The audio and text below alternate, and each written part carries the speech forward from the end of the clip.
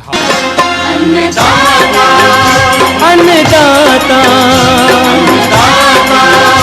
अन्नदाता नीत तुम्हारा अन्नदाता, पग पग पर है संग तुम्हारे अन्नदाता।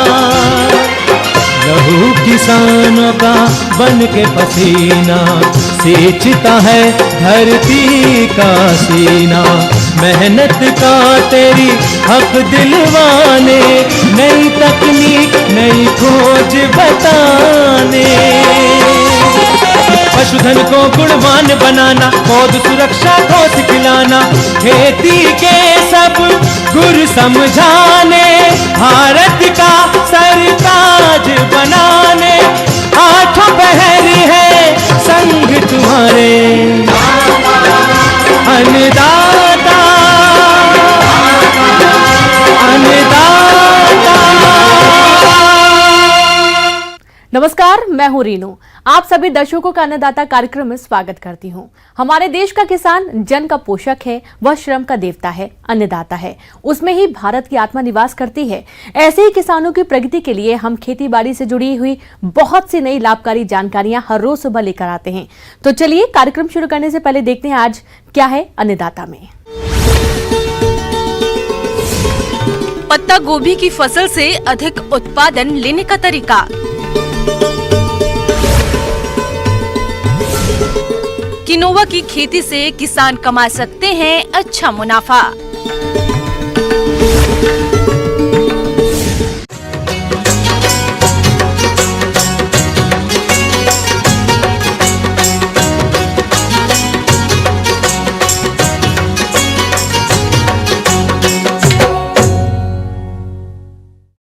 प्रदेश के जिन किसान भाइयों ने पत्ता गोभी की रोपाई समय से कर दी थी, अब उनकी फसल बढ़वार की अवस्था के लिए खेतों में खड़ी है और इस समय फसल की अतिरिक्त देखरेख की जरूरत होती है, क्योंकि मौसम के उतार चढ़ाव के कारण फसल में कीट का भी प्रकोप हो सकता है। तो वे अधिक पैदावार लेने के लिए अपनी फसल में कौन कौन से जरूरी कार्यों को करें जिससे उनको अधिक उत्पादन मिले, इस बारे में जानकारी दे रहे हैं कृषि विज्ञान केंद्र शहडोल के कृषि विशेषज्ञ गुरप्रीत सिंह गांधी।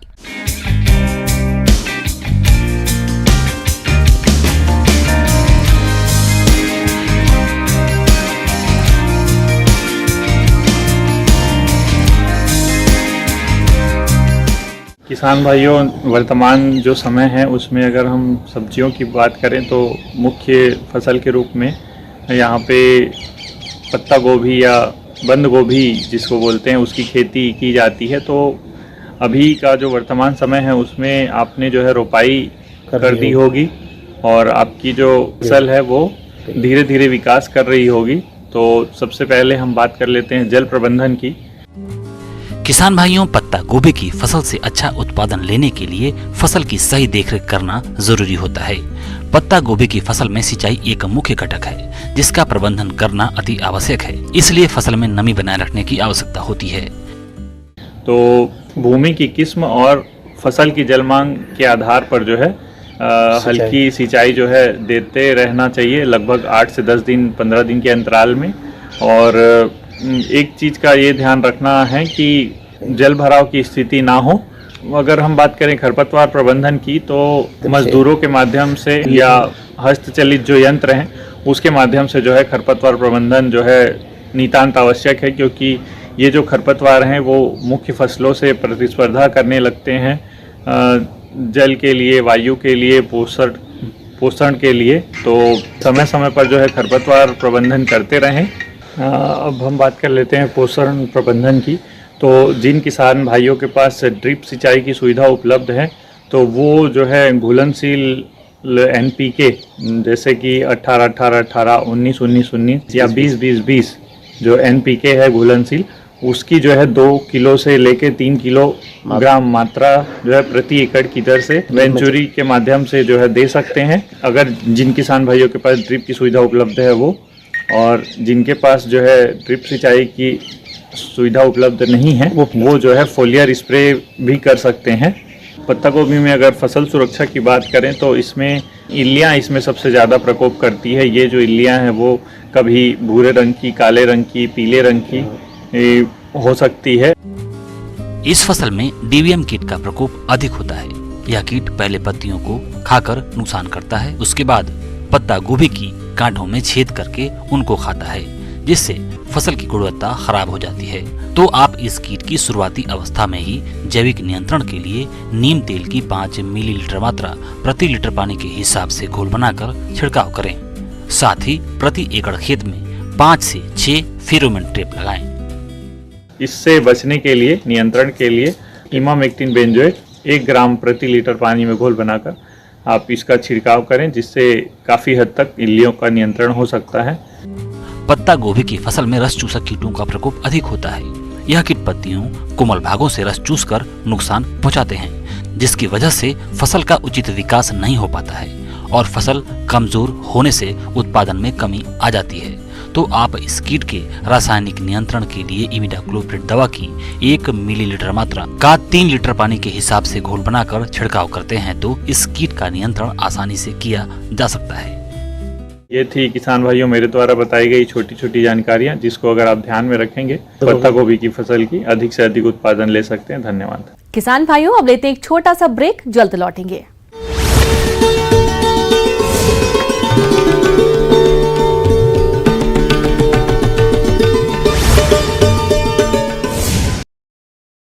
गुजरात की जीत के बाद वीडी शर्मा का बयान, 2023 में एमपी में बनेगा इतिहास। गुजरात की आंधी एमपी के कोने कोने पहुंचेगी। पुलिस कमिश्नर सिस्टम का 1 साल पूरा। गृह मंत्री ने कहा अपराध में कमी लाने की दृष्टि से काफी आगे बढ़ रहा है एमपी। भोपाल के अंदर साइबर क्राइम के 3 करोड़ की गई वसूली। पुलिस कमिश्नर सिस्टम काफी सफल रहा है 1 साल में अपराध में कमी लाने की दृष्टि से।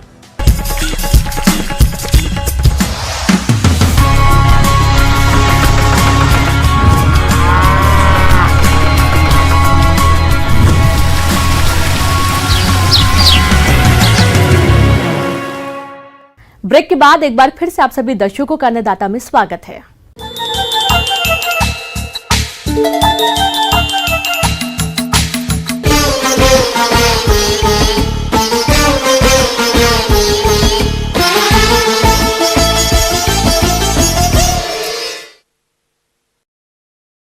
आज की आधुनिकता और फसल चक्र की परंपरागत खेती में किसान भाई किनोवा को खरपतवार मानकर इसे जड़मूल से नष्ट करने में लगे हैं। आपकी जानकारी के लिए बता दें कि किनोवा एक पौष्टिक गुणों से भरपूर सुपर फूड या सुपर ग्रेन फसल है। किनोवा की खेती से किसान कम खर्च में अधिक मुनाफा कमा सकते हैं। तो चलिए किनोवा की खेती के बारे में जानते हैं कृषि वैज्ञानिक डॉक्टर हनुमान लाल रैगर से।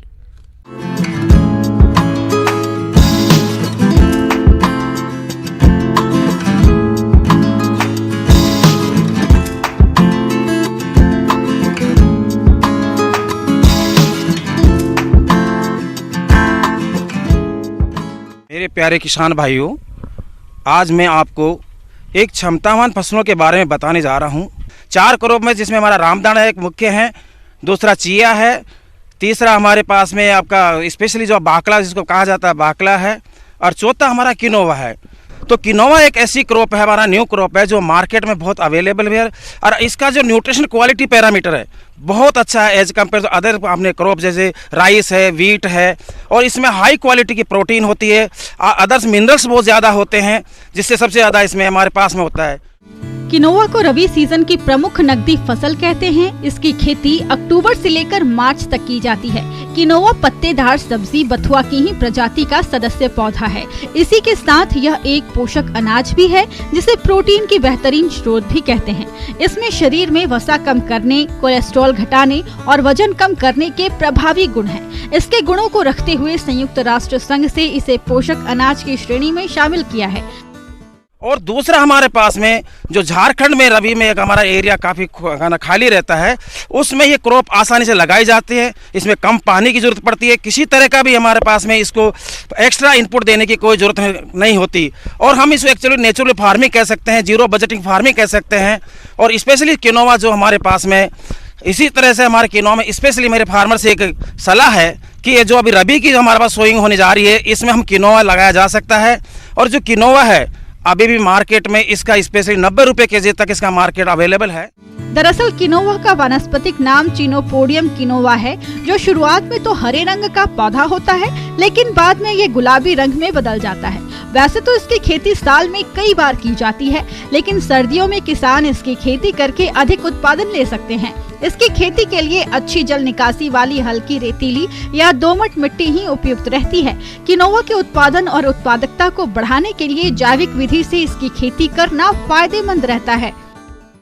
दूसरी अगर हम इसकी बात करें कि किस तरह की हमें जुताई करनी है, 2 से 3 बार एक बार जुताई करने के बाद में इसका सीड जो छोटा होता है तो आप मिट्टी में थोड़ा मिला के और थोड़ा थोड़ा इस पंक्ति के हिसाब से 30 सेंटीमीटर दूरी रखें और 2 से 3 किलो सीड इसके लिए प्रयुक्त है पर हेक्टर के हिसाब से। किनोवा की वैरायटी हिम शक्ति जो बहुत हाई प्रोडक्टिव है, हाई मिनरल्स है उसमें और अच्छी पैदावार देती है और कम पानी में किसी तरह का हमारे पास इसमें कीड़े मकोड़े भी कम लगते हैं और किस तरह का हमारा इसमें इनपुट देने की ज़रूरत नहीं है। और ये वैरायटी आप इजीली हमारे पास बिरसा एग्रीकल्चर यूनिवर्सिटी में आपको अवेलेबल है। इसमें ज़्यादा हमें सीड की ज़रूरत भी नहीं होती। आप इसमें 2.5 से 3 किलो सीड पर हेक्टर के हिसाब से इसको सीड ले सकते हो। किनोवा का बीज काफी छोटा होता है, इसीलिए प्रति बीघा में 400 से 600 ग्राम बीज पर्याप्त होता है। बुवाई से पहले बीजों का उपचार जरूरी करना होता है। इसके लिए 5 ग्राम एप्रॉन 35 SD नामक दवा से प्रति किलोग्राम बीजों का उपचार करें। इसकी बुवाई कतारों में या सीधे खेत में छिड़काव करके भी कर सकते हैं। इसका बीज खेत की मिट्टी में 1.5 से 2 सेंटीमीटर गहराई पर लगाएं। जिस समय किनोवा के पौधे 5 से 6 इंच के हो जाएं, तब पौधे से पौधे की बीच की दूरी 10 से 14 इंच तक कर सकते हैं। इसी समय खेत से अतिरिक्त पौधा को हटा दें। किनोवा के बीजों को कतारों में बोएं और बुवाई के बाद एकदम हल्की सिंचाई का काम भी कर दें। किनोवा की खेती के लिए अधिक पानी की जरूरत नहीं होती, सिर्फ 2 से 3 सिंचाई में ही इसे उगाकर अच्छा उत्पादन ले सकते हैं। इसमें पहली सिंचाई बुवाई के तुरंत बाद की जाती है। दूसरी सिंचाई फसल की उम्र 30 दिन होने के बाद निराई गुड़ाई के बाद की जाती है। तीसरी सिंचाई 70 दिन बाद करना फायदेमंद रहता है, जिससे फसलों को अतिरिक्त पोषण भी मिल जाता है। किनोवा की फसल में खरपतवारों की काफी संभावना रहती है, इसीलिए बुआई के 30 से 50 दिन बाद निराई गुड़ाई का काम करना चाहिए। किसान भाइयों से मेरा एक अनुरोध है कि इस क्रॉप को जरूर लगाएं और खुद खाएं भी, क्योंकि इसमें अच्छी क्वालिटी के मिनरल्स होते हैं, इसमें हाई आयरन होता है और कैल्शियम भी बहुत ज़्यादा होता है और प्रोटीन भी और सीरियल्स के हिसाब से सबसे हाई होता है। आगे और भी है खेती बाड़ी से जुड़ी बहुत सी रोचक जानकारियां। यहाँ रुकेंगे एक और छोटे से ब्रेक के लिए।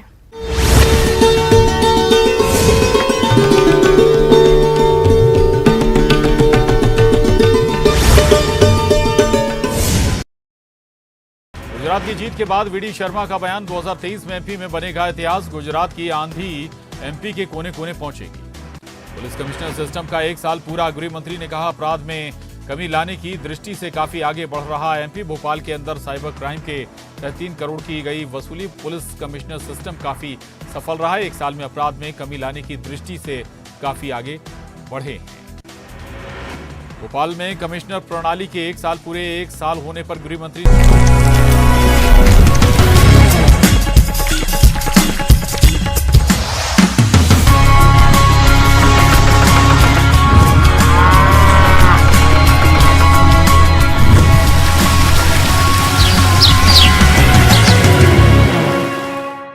ब्रेक के बाद एक बार फिर से आप सभी दर्शकों का अन्नदाता कार्यक्रम। डेयरी व्यवसाय खेती के साथ किए जाने वाला सबसे लाभकारी व्यवसाय बन चुका है, लेकिन इसकी सफलता का मुख्य आधार होता है इनसे प्राप्त होने वाला दूध। तो आप अपने गाय और भैंसों से आने वाले समय में अधिक दुग्ध उत्पादन के लिए इस ठंड के मौसम में देखरेख और प्रबंधन कैसे करें, इसकी समस्त जानकारी दे रहे हैं पशु विशेषज्ञ डॉक्टर BBS चौहान।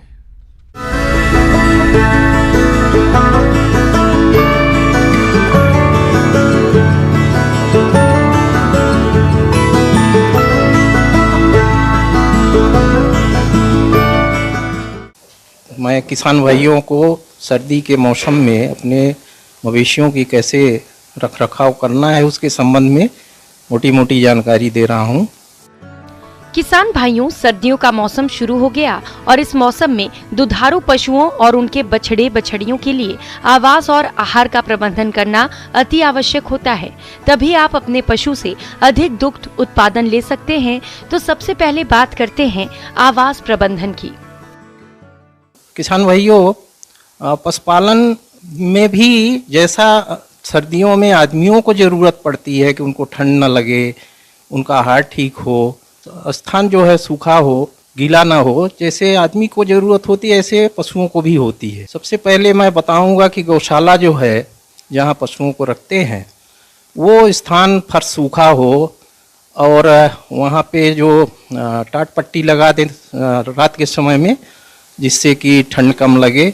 जो छोटे पशु हैं अपने काप्स जिनको बोलते हैं, उनको गौशाला में उनको जरा हीटर इत्यादि की व्यवस्था करें या बोरे वोरे से उनके शरीर को ढक के रखें, तो इससे उनको सर्दी नहीं लगेगी। मवेशियों में छोटे में खासतौर पर निमोनिया ज़्यादातर होता है, तो उससे बचाव करना ज़रूरी है। दिन के समय गौशाला में अगर पर्दे लगे हुए हैं तो उसको खोल दें, जिससे सूर्य की धूप किरण उसमें पड़े और वो सूखा भी रहेगा। इससे पशुओं को ठंड नहीं लगेगी।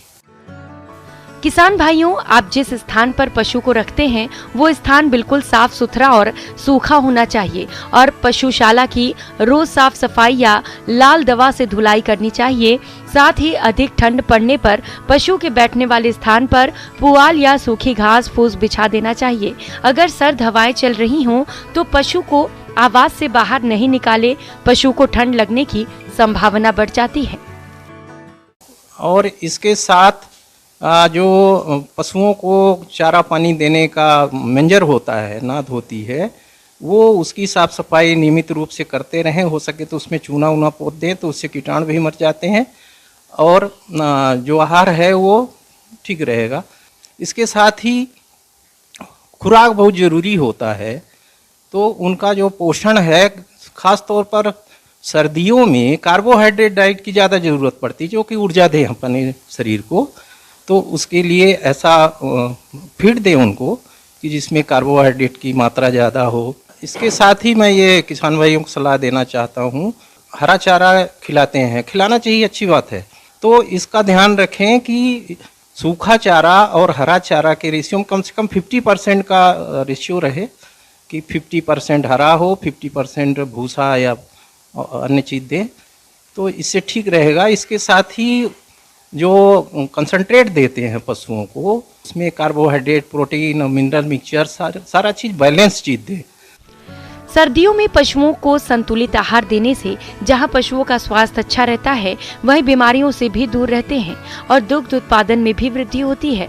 हरे चारे के साथ संतुलित आहार नियमित रूप से कम एक दिन में 3 बार दिया जाना चाहिए। किसान भाइयों, 2.5 लीटर दूध देने वाली भैंस को 1 किलो आहार देते हैं। 3 लीटर दूध देने वाली गाय को भी 1 किलो आहार देते हैं। साथ ही जीवन निर्वाह हेतु गाय को 1.5 किलो और भैंस को 2 किलो दाना मिश्रण अतिरिक्त प्रतिदिन देना चाहिए। इससे पशुओं को सर्दी में बचाव में बहुत मदद मिलती है। किसान भाइयों, अगर आप घर पर संतुलित आहार बनाना चाहते हैं तो 100 किलो दाना मिश्रण तैयार करने के लिए जौ, गेहूं, मक्का, बाजरा का दलिया 30 किलो, सरसों, बिनौला या मूंगफली की खली 40 किलो, चोकर और दाल चूरी 27 किलो, खनिज लवण 2 किलो, नमक 1 किलो को अच्छी तरह मिलाकर सील पैक बोरों में पैक करके ऐसे स्थान पर रख दें जहां पर नमी न हो। पशु को दाना मिश्रण खिलाते समय ये ध्यान रखें कि दाना फफूंदी रहित होना चाहिए। सर्दियों में कम पानी पिलाने से भी पशु के स्वास्थ्य और दुग्ध उत्पादन क्षमता पर प्रभाव पड़ता है। पशु विशेषज्ञों के अनुसार 24 घंटे में कम से कम 3 बार ताज़ा और स्वच्छ पानी पशु को अवश्य पिलाना चाहिए। समुचित रखरखाव कर रहे हैं, इसके बावजूद भी कभी बीमारियां लग जाती हैं, तो उनको समुचित इलाज भी कराना चाहिए। पशु चिकित्सक से संपर्क कर लें। छोटी मोटी अगर कोई निमोनिक या सर्दी जुकाम हो गया है तो अजवाइन और कैम्फर वम्फर डाल के इसको धुआं देते हैं और शरीर को जरा गर्म रखने के लिए बांध बूंद के रखें। इसके साथ पशु को स्वस्थ रखना है अपने को, तो मौसमी बीमारियों के टीके भी लगते हैं, तो उनको लगवाएं। जैसे फंडी लग रहा है, मुँह पका, खुर पका का।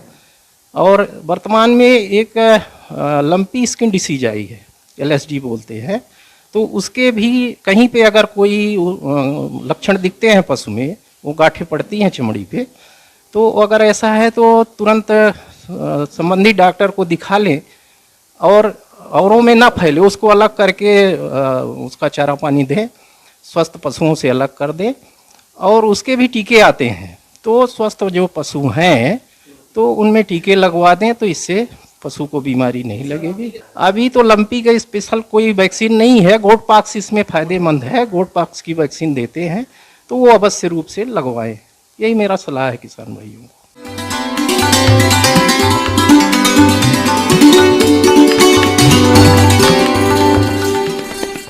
आइए जानते हैं अन्नदाता निःशुल्क फोन के माध्यम से पूछे गए समस्याओं का समाधान। आज के अन्नदाता हेल्पलाइन में जिस प्रश्न को कार्यक्रम में शामिल किया गया है उसे पूछा है ग्राम चुनेर, जिला छिंदवाड़ा के किसान रुपेश पाटीदार ने। आप मक्का के गहाई यंत्र पर जानकारी चाहते हैं तो रुपेश पाटीदार जी आपकी जानकारी के लिए प्रस्तुत है कार्यक्रम का यह अंश।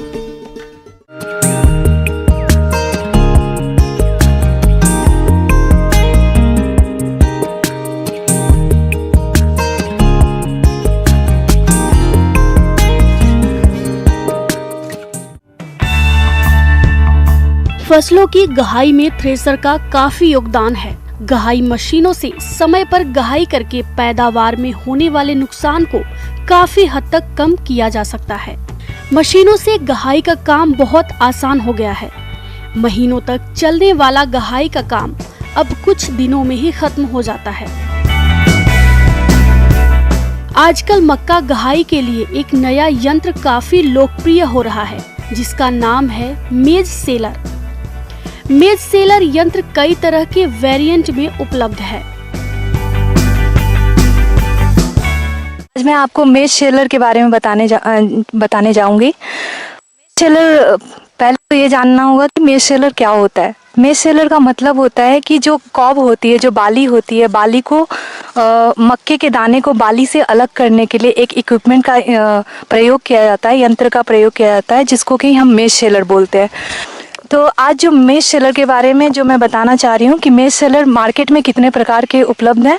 तो बेसिकली जो हमारे मेज सेलर होते हैं दो प्रकार के होते हैं। एक होता है जो हाथ से ऑपरेटेड होता है, जिसको बोलते हैं मैनुअली ऑपरेटेड मेज सेलर, और दूसरा होता है पावर ऑपरेटेड मेज सेलर। तो पहला जो होता है मैं उसके बारे में बताती हूँ। मैनुअल मेज सेलर वो जनरली ऑक्टागोनल शेप के होते हैं, जो कि मतलब उसके 8 सरफेस होते हैं। उसके अंदर आंतरिक सतह पे आपके फिन्स लगे होते हैं, जिसको कि कॉब जो होते हैं, जो हम इसको फॉलिएज को हटा लेते हैं, और फॉलिएज को हटाने के बाद को हम रोटेट करते हैं।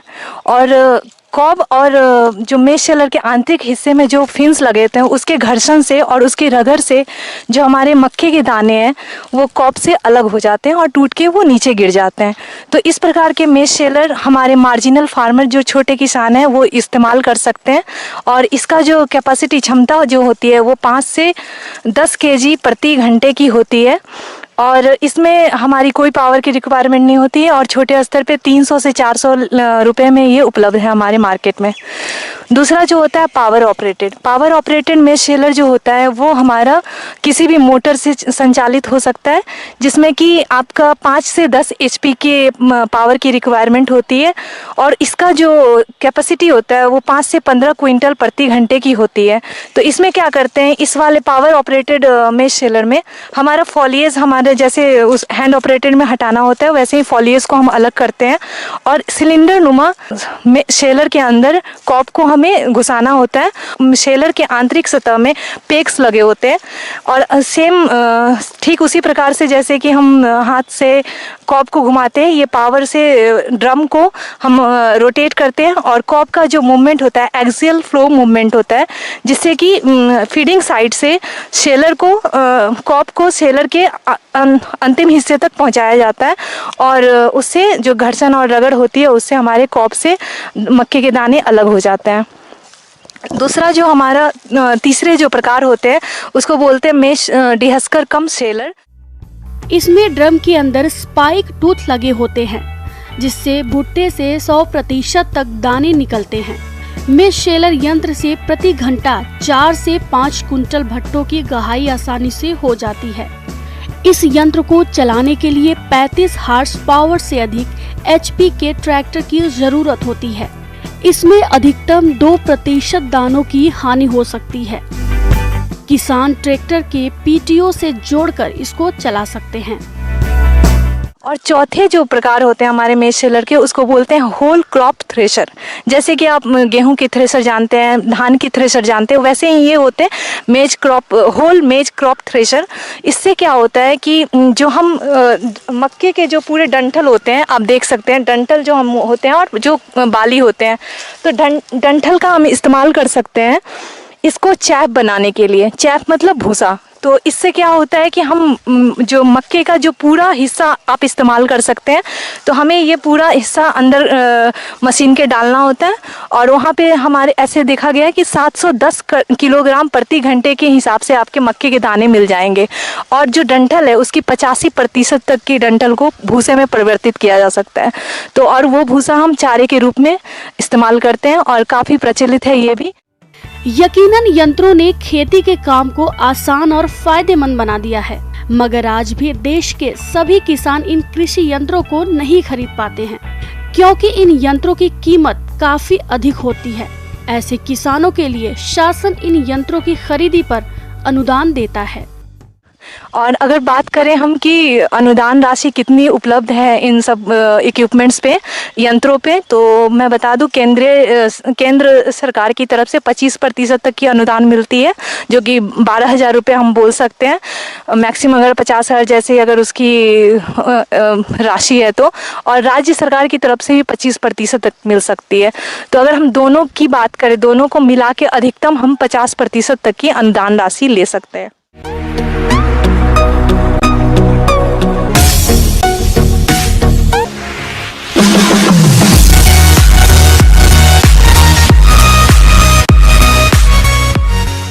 एक नजर डालते हैं राज्य के कुछ मंडियों के प्रमुख फसलों के बाजार भाव पर।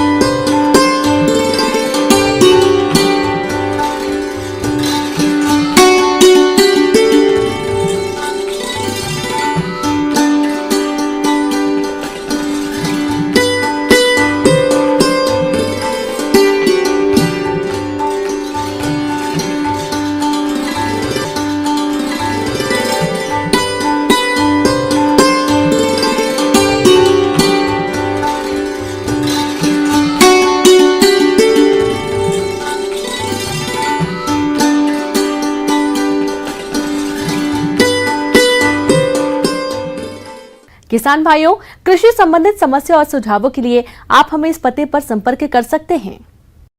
प्रोड्यूसर अन्नदाता news 18 Madhya Pradesh Chhattisgarh, Ramoji film city Hyderabad 501512। साथ ही आप हमें ईमेल भी कर सकते हैं। हमारा ईमेल है p18annadatamp@nw18.com। इसके अतिरिक्त आप हमें निःशुल्क हेल्पलाइन नंबर 1800889216 पर सोमवार से शनिवार सुबह 10 बजे से शाम 4 बजे के बीच संपर्क कर सकते हैं। अब समय हो रहा है आपसे विदा लेने का। कल फिर मुलाकात होगी कृषि से जुड़ी महत्वपूर्ण जानकारियों के साथ। नमस्कार।